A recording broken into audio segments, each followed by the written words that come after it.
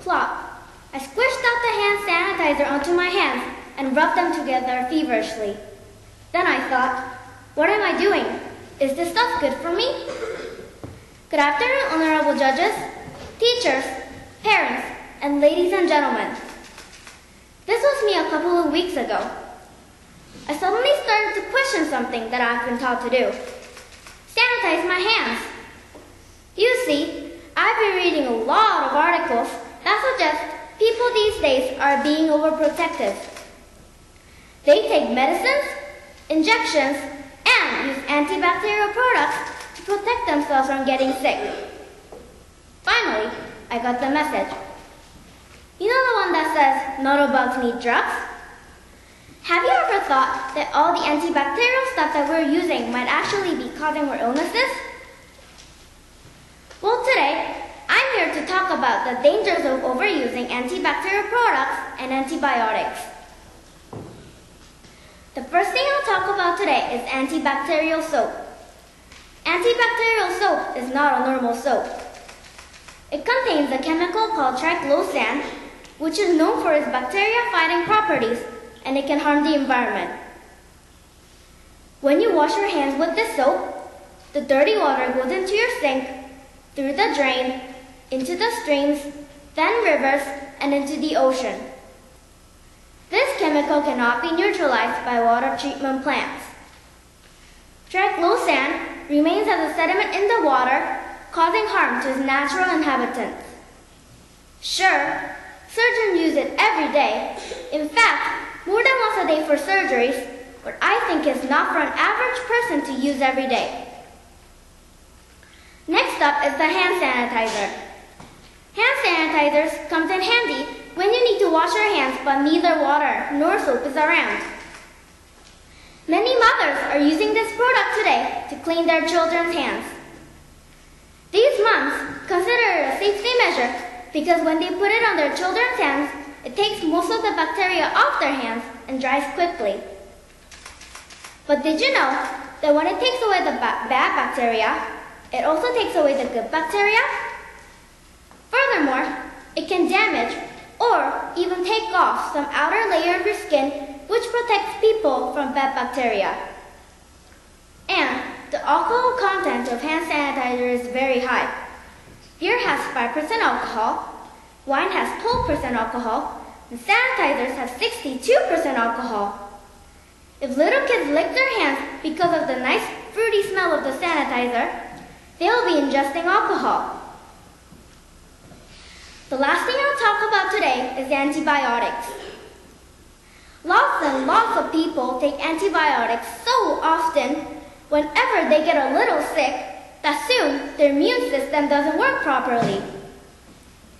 Overusing antibiotics has resulted in the development of resistant bacteria or superbugs, which are bacteria that don't respond to antibiotics which might have worked in the past. Plus, whenever kids take antibiotics, they can get side effects such as upset stomach, diarrhea, or even a possible allergic reaction. Thankfully, more people are realizing the dangers of antibiotics. There has even been an international day created called International Mud Day, where children of all ages are encouraged to play in mud to improve their health and well-being. So, ladies and gentlemen, these are the reasons why I have come to the conclusion that people these days are being overprotective. People who are attempting to protect themselves and their children from getting sick by using antibacterial products might actually be putting themselves and their kids into greater danger. So, my message to you today is, stop buying all the anti-germ stuff. The best way to stay healthy is to go outside and play because not all bugs need drugs. Thank you.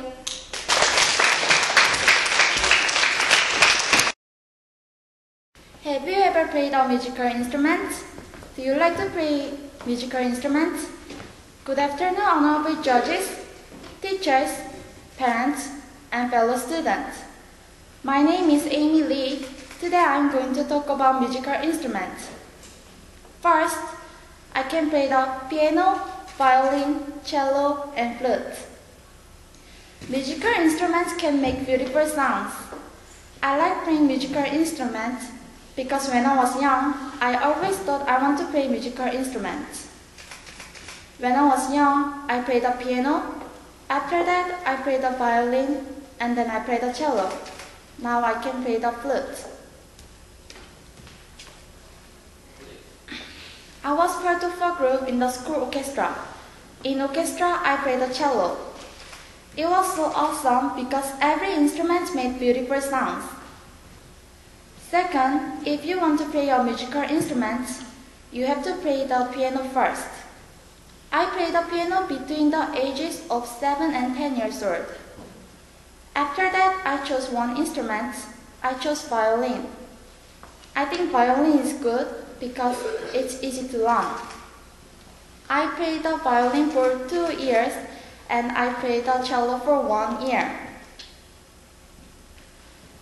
The cello was hard to play because it's so big and my hands would begin to hurt.